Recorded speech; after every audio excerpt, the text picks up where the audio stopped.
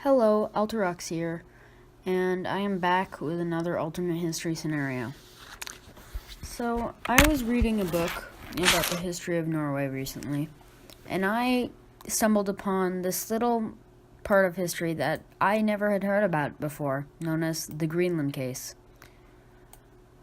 The Greenland case was a case in the International Court at The Hague during the interwar period about Norwegian claims to a part of Greenland. So, since this is such an obscure topic, I will be giving some background on it.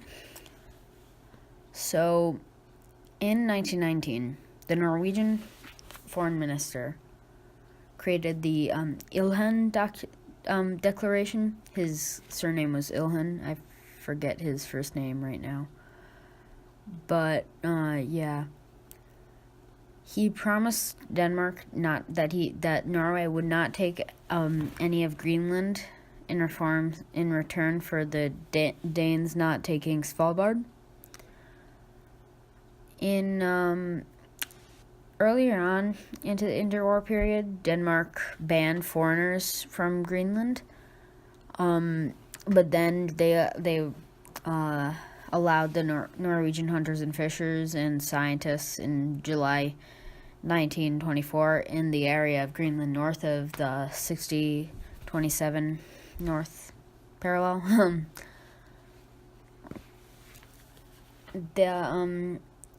Soon there was some Norwegian hunters there in this area, and they formed they formed a new province or new part of Norway known as Erik the Red's Land in northeastern Greenland. And the guy the leader of those hunters who created it was called Halvard Divold. Their reason was there were no permanent settlements in the land, and the land was mostly used by Norwegian whalers, hunters, and trappers and the like. It was brought to international court because was the Ilhen Declaration valid?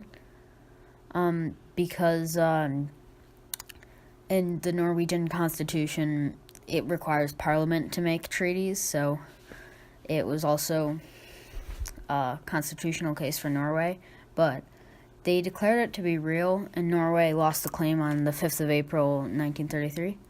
Also, the governor of Erik the Red Land was Helge Ingstad, who was this interesting guy. He was an explorer and a lawyer who died actually only 17 years ago in 2001 at the ripe old age of 101. So, yeah, he was... But the point of divergence in this is that the Norwegian parliament refuses to accept the deal because it went against the Norwegian constitution. Tensions in this scenario will be shorter. I didn't make a map for it, and will only be focusing on like Denmark, Norway, Greenland, North Sea area. And it's not, none of my scenarios are probably that realistic, but I try. This one is more unrealistic. Most likely a war wouldn't start over the Greenland, but I'm just going to do this for entertainment's sake. So the tensions would slowly start to escalate, and both sides' armies and navies would ready and mobilize. At the time, Denmark had like 3 regiments in their army. It was very small, but they could probably mobilize much more. They would send 2 infantry companies to the Faroes and 3 to Greenland. Norway also had a small force, but had a decent navy at the time, and a very large merchant marine. I believe nowadays Norway has the 3rd largest merchant marine of any nation. And in 1939, they could mobilize 100,000 men, so I'm going to guess they could probably do that in 33. An infantry company would also be transported to Erik the Red Land, probably also equipped with like skis, so I'm gonna refer to them as Norwegian ski infantry. Both sides would be fairly mobilized by July, and they would know that the time for fighting in Greenland would be short, so the Danes would send their 3 Greenland companies up the coast of Greenland with lots of logistical support and convoys into Eric the Red Land. And also, it's Eric the Red's land is named after Eric the Red, who is the Norse guy who discovered Greenland. He founded the first settlement on it. They would meet the Norwegians just south of the small settlement of Migbukta, which was the capital of Eric the Red's land. On the 15th, and a small skirmish would begin. The Danish would be stopped, but the Norwegians would still retreat, just due to the fact that they had a much smaller force and didn't think they could stop the Danes again. 2 days later, the Norwegian and Danish air forces would combat each other over Jylland, or as some people call it, Jutland. The Danes had a smaller air force than Norway, but they would most likely have many more planes in Greenland due to the fact that there's no place for the Norwegians to keep their planes in Greenland. I think the Norwegians would probably have like a handful of seaplanes for reconnaissance and maybe like strap a machine gun on one of those. Boom. Really bad version of a fighter.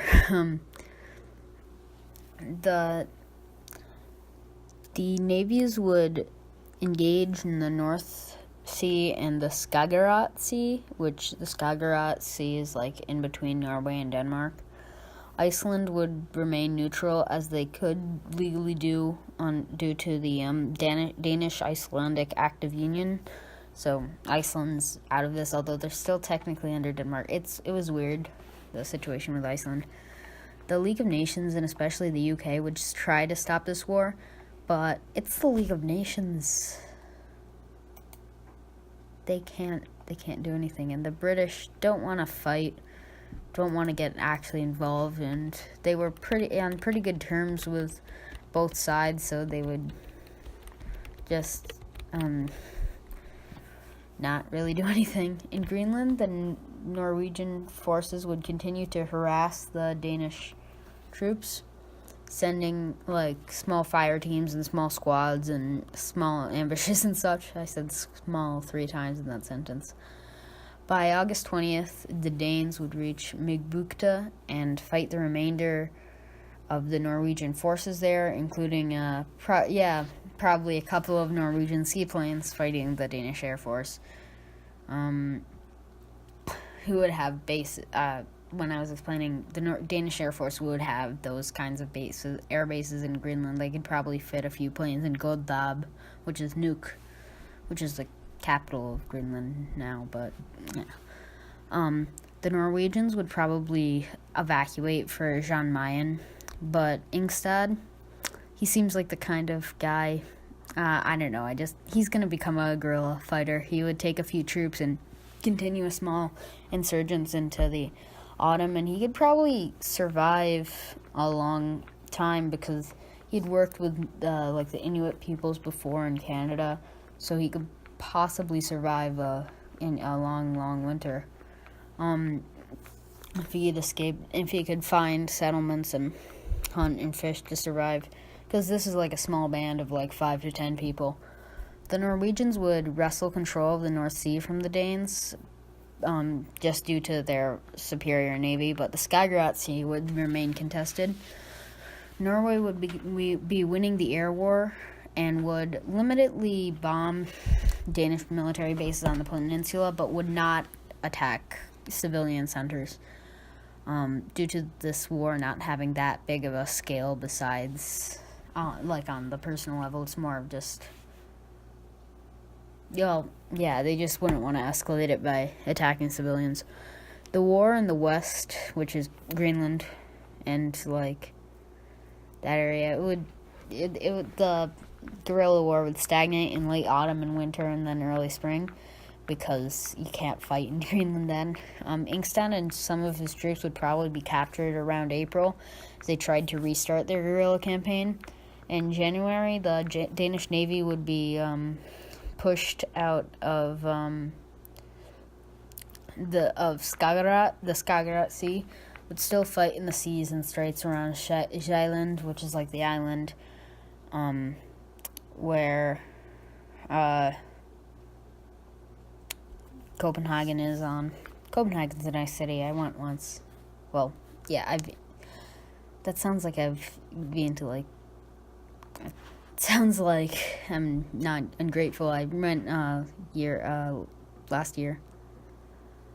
My second trip to Europe in my life, but and also the Kattegat Sea. On April 5th and then on April 14th, Norwegian Marines would take the islands of Læsø and Anholt from the Danes, which are two islands in the middle of the, either the Kattegat or the Skagerrak Sea. On May 9th, the Norwegians would blockade and navally invade the Faroe Islands, who were already starving. The Faroes would quickly surrender, though. On June 1st, Norway would send Marines to retake Erik the Redland, but they would be forced to leave the island quickly due to the lack of supplies, and probably the Danes would consolidate their forces into only 2 companies, and they probably couldn't defeat those Danish companies.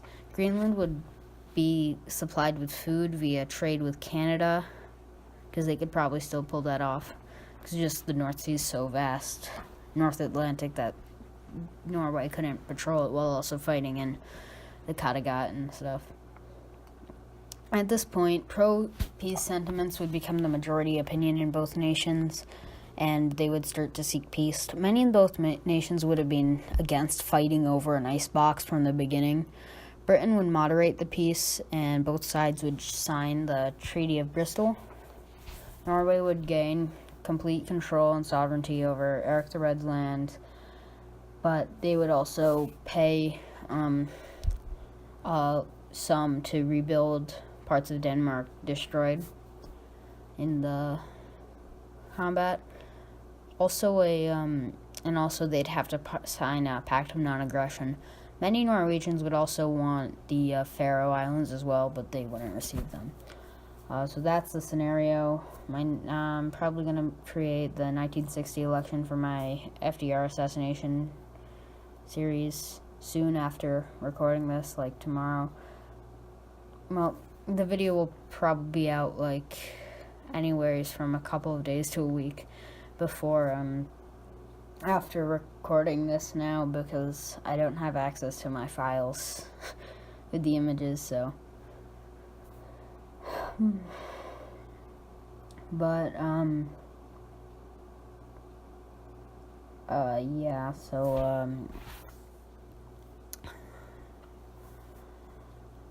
also well, I have been me, you have been you. Bye.